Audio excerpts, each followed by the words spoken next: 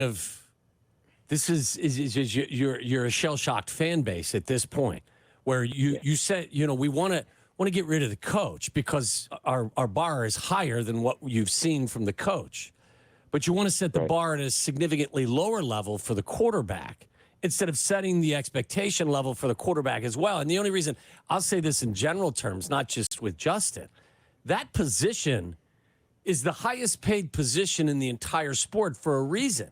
The expectation is that the guy who plays that position makes people around him better. And what I hear from everybody now is, and it works at times, is, well, we just got to make the team better around the quarterback. Well, the essence of greatness in this sport is the exact opposite, isn't it? Where the guy who plays the most important position in all of professional sports, by some people's evaluation, is the one that is supposed to make others around him better. He's supposed to be the multiplier. He's supposed to be the Montez Sweat of the offense. Montez Sweat makes everyone around him better. That's why he makes $100 million. I understand that, but I have a question for you. Do we have an Andrew Luck in this draft? Do we have a Trevor Lawrence or a Peyton Manning? We do not. So if we draft... It's supposed to be. Well, listen, that's what's up to the general manager. Like, I can't sit here and honestly tell you. I can't break down Caleb Williams. I see him the way that everyone you see him on your couch. Like, I know that everyone in this day and age believes that they're an expert at everything. I'm going to be the first one to tell you I'm not. Like, I can't sit here and tell you that Caleb Williams is a surefire star or Drake May is or anybody is. That's the job of the general manager. And he's got something at his disposal now for the second consecutive year that I hope he never has again. And that's the first overall selection. And if he decides that there is an option, there is a player that can take him higher than the current player, then he's got to make that choice.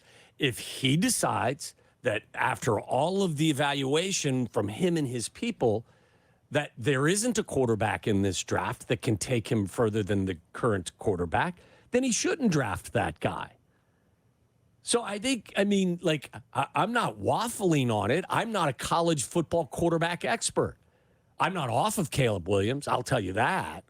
Like, I hear everything that everybody is talking about.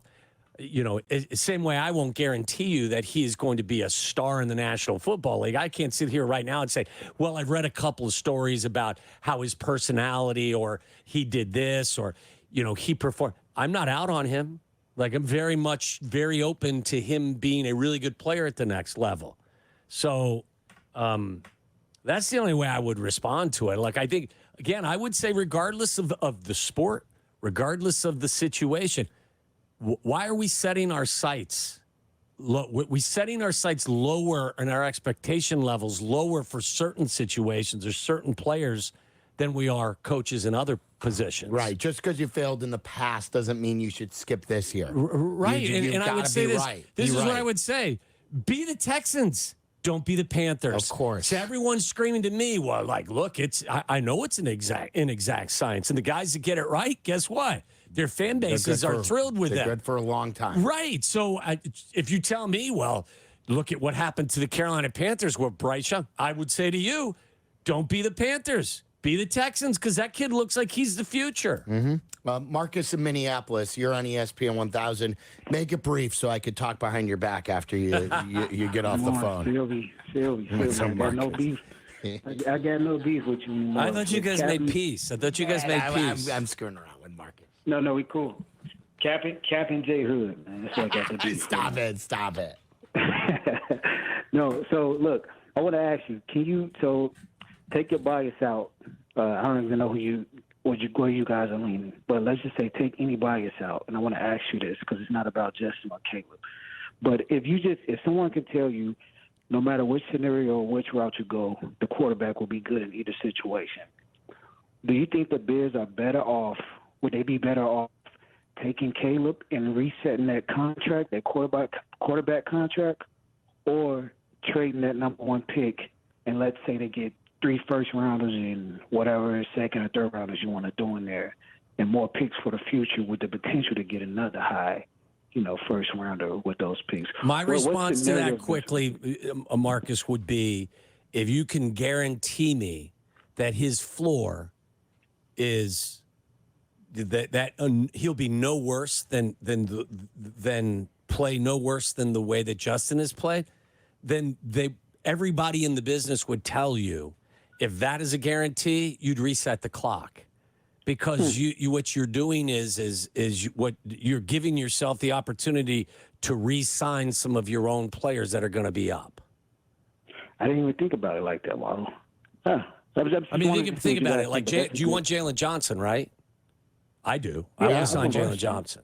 Yeah, I want to bring back Brisker and Kyler Gordon, who are going to be up after a couple years. DJ Moore is definitely going to be part of this team. You want to play free agency, too. I want to play free agency. I want to re-sign Tevin Jenkins. Like, there are a lot of things that having a quarterback, whoever that is, on a rookie contract gives you the flexibility to do. I just want to. I want the quarterback who's going to be a star.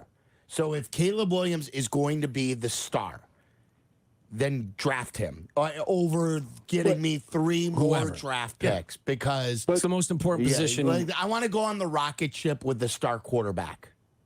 Can I ask you this, though, Silvy? Sure. Yeah, of course. So there's another way to think about it, and I'm not saying you guys are wrong, but I'm just throwing this out, devil's advocate.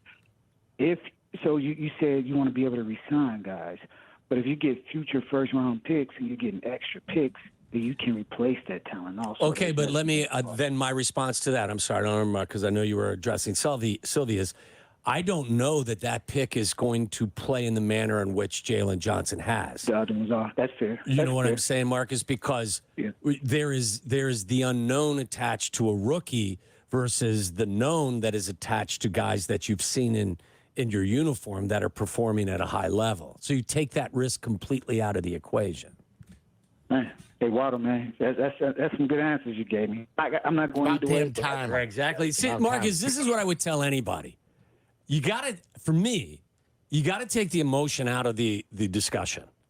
And you just have to look at it. I mean, again, that is a Pollyannish look at it.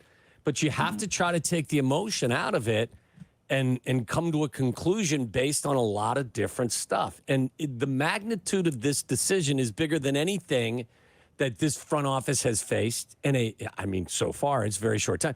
This is a bigger decision than most front offices will ever face in a lifetime. Right. Because most front offices will never get a bite at the first pick ever, much less 2 consecutive years. This isn't to Marcus, but like I've seen this, some people tweet me about this.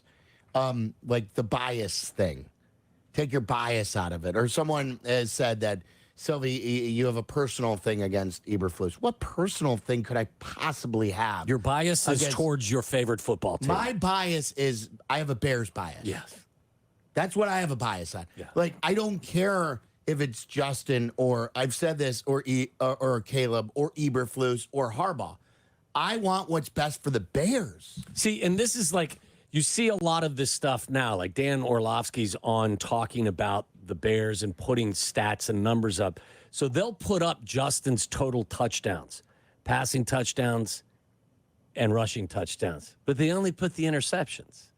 And they don't include fumbles right, which course, are a huge part of the... They'll show you the rushing yards.